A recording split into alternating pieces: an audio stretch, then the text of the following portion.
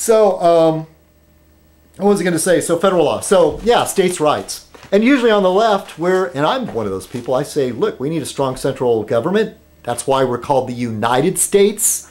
You know, not the divided states, we're the United States. And there's strength in unity. And I went on much longer about this on the other Fez, where I forgot to turn the mic on. But you get my point. And I'm sure some of you disagree. But in this case, the lefties are all like, oh, damn that federal law.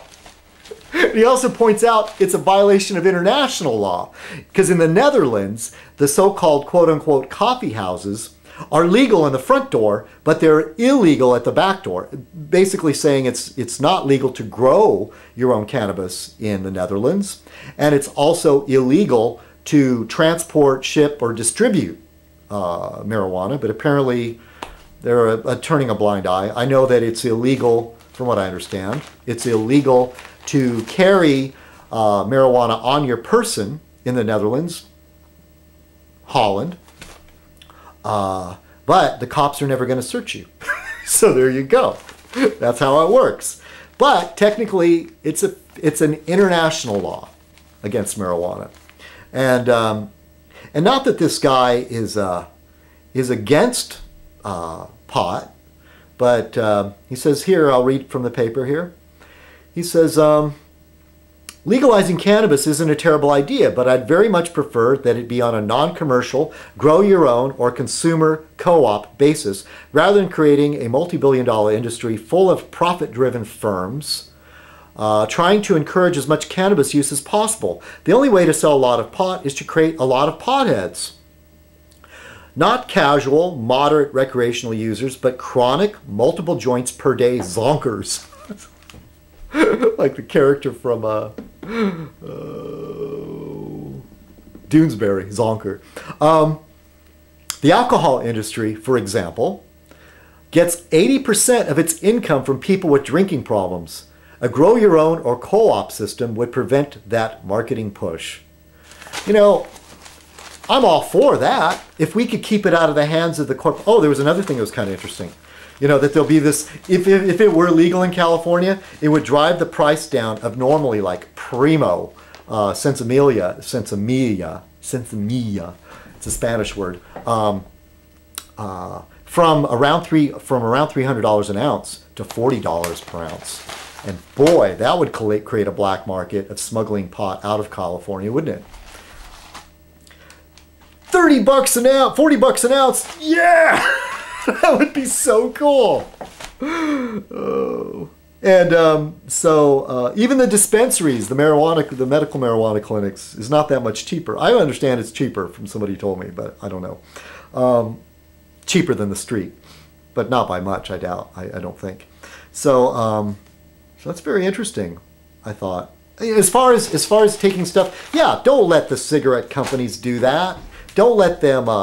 Don't let the alcohol industry get involved in that. Make it so it's illegal to sell marijuana for profit, I think, unless it's sort of a swap meet, barter kind of unofficial sort of thing, which I'm all for, because maybe you can't grow pot, so you could buy some from your neighbor or something. But turning it into some big, but it's sort of like brewing your own beer sort of thing. Like you can't brew so much beer. I mean, there's a lot of home brewers.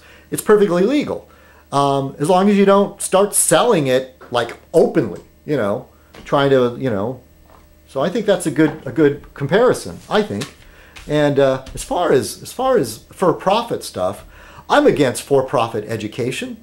Our forefathers, who was it? Jefferson said something, in order for democracy to survive and be effective, that there has to have an educated populace. And our forefathers intended that Americans should have education. It should be accessible to everyone. Privatizing prisons. Now that's even more of an example I think everybody can understand. The problem with privatizing prisons is that there's no incentive to rehabilitate the people so they don't come back. And what I said earlier, I was saying, so privatizing the prisons, their incentive is to make the prisons larger, to get more of the population in. Even now, as it stands, the United States per capita, and somebody even told me it was a raw figure, that it didn't matter, but per capita has more people incarcerated than any country in the world. And we're talking even communist China, Russia, some crazy Middle East hellhole, parts of Africa, the entire world. And so imagine if all the prisons were privatized, how that would happen. And so then I thought of a scenario where we are able to compete finally with the cheap labor in China, Bangladesh, any of those countries, South Korea, whatever, any country, because we would incarcerate the majority of the population and put them to work. And then once again, made in the USA will become a very, a very common thing. Hell, even the people incarcerated, make them work for pennies to man phone lines, build cars, weld up bicycle frames. It's not funny. Damn it, I'm serious about it. The other thing is, like, what did I say? The states' rights with gun control. Yeah, I already talked about that. All right, so it's hard for me to remember what I already talked about because I already did this show before. But you're going to get the truncated version, which you're lucky, I think. All right, so now that's it. Talked about pot. That's it. Talked a little bit about population control, but that's just too controversial. We'll talk about that some other time. All right, everybody. Have a great Fez night. Thank you for watching Forbidden Fez. Thank you for watching Forbidden Fez. Everybody have a great week. All right, bye.